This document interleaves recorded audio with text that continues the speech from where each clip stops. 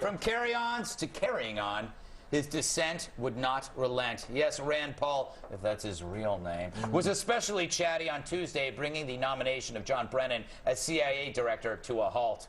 I believe it's called a filibuster. The Kentucky senator began speechifying just before noon, and many, many hours later was still at it. He had previously promised to F-buster, as the young people call it, after receiving a letter from Eric Holder that refused to rule out drone strikes within the U.S. in, quote, extraordinary circumstances, end quote, like the 9/11 attacks. Let's start at the beginning. I will speak until I can no longer speak. I will speak as long as it takes until the alarm is sounded from coast to coast that our Constitution is important, that your rights to trial by jury are precious, that no American should be killed by a drone on American soil without first being charged with a crime. Let's check in a little later, shall we? Alice never fell down a rabbit hole, and the White Queen's caustic judgments are not really a threat to your security. Or has America the Beautiful become Alice's wonderland? No, no, said the Queen, Alice said loudly. The idea of having the sentence first? Hold your tongue, said the Queen, turning purple. I won't, said Alice. Release the drones, said the Queen. He was obviously quoting Little Red Riding Hood, the E.B. Johnson classic. Yeah. For more, let's go live to Red Eye Senior Congressional Correspondent Shy Goat. SG?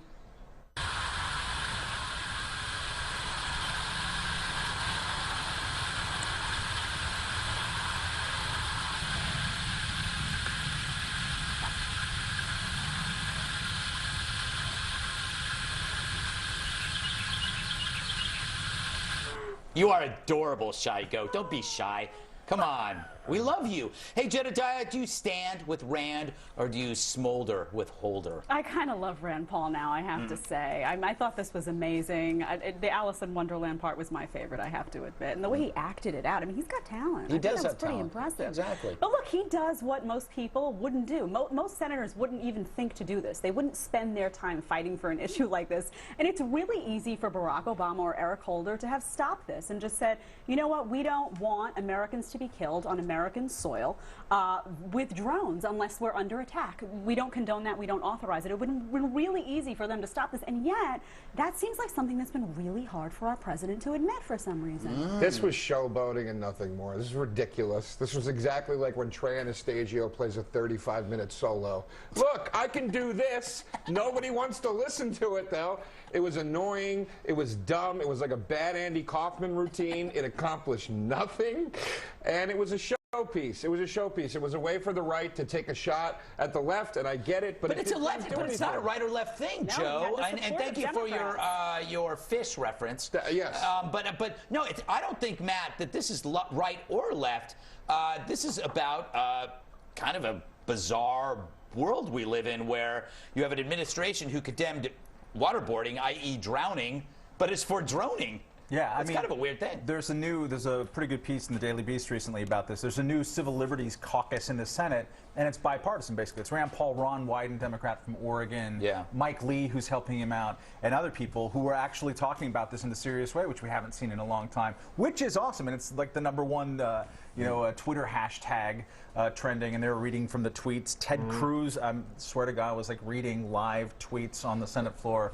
What have we become? Exactly. When adults are reading tweets. I would prefer that to actually passing laws, right? That's a good point. But also it's a conversation that we just haven't had, and a lot of what he's doing is reminding the president of how he ran for president. Yes, he put himself out there as the anti-George W. Bush, that he's going to... He's more Bush than Bush. He's more Bush than Bush. He's more Bush than Paul's Bush. calling him out. He's Bush cubed. But I mean, but here's what I'm saying. You don't have people that align with the... When to me, and you know me, I don't vote. I don't. Do I know you? You used to. No, the real you. The real you. Here's my point. If we can't argue the fact that the right is the team that usually doesn't really have a problem with this sort of thing. Yep. So don't you think they're showboating a little bit? Look what Obama's doing now. But Joe, you're making a mistake. Rand Paul is at his heart a libertarian. He's not a. I would not put him as a traditional conservative. I like drones. Okay. So I agree with you. Right.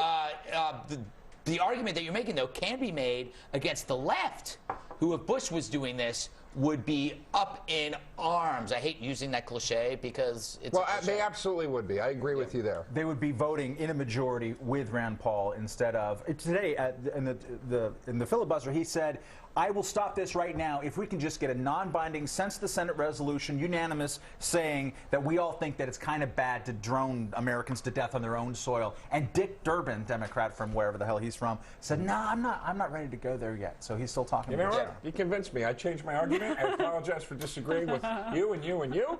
And I will now speak until I can't speak anymore. To show how sorry I am. Bill, here's what gets me. Here's what gets me, Bill, besides you. Here you have Eric Holder, who is positively frightened of a law-abiding citizen with a gun, but not with a government with drones. Isn't that a bit weird for a leftist? I am, to use a non-cliche, down in legs at that comment, Greg. I'd like to introduce that as a new one, actually, that people can use if they're sick with up in arms.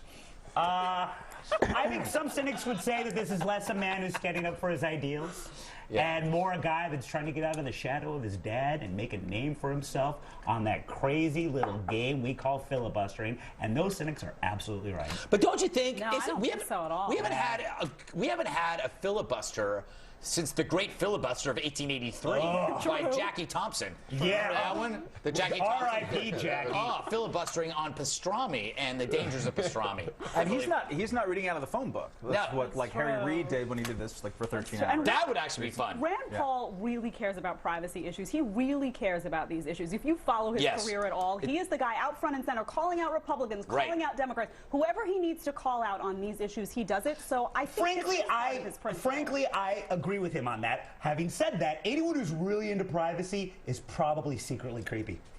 Doing really weird stuff. Really, I mean, it's one thing to really like privacy, but if you're that impassioned about it, then you got some big skeletons. So you're saying our founding fathers were perverts? Yes. Have you heard some of Benjamin Franklin's quotes? He was disgusting. He was the only crazy one of the bunch, but he did bring a lot of them into his perverted fold. Oh, he bathed with them. He didn't without clothing. He didn't just invent electricity; he created a lot of it.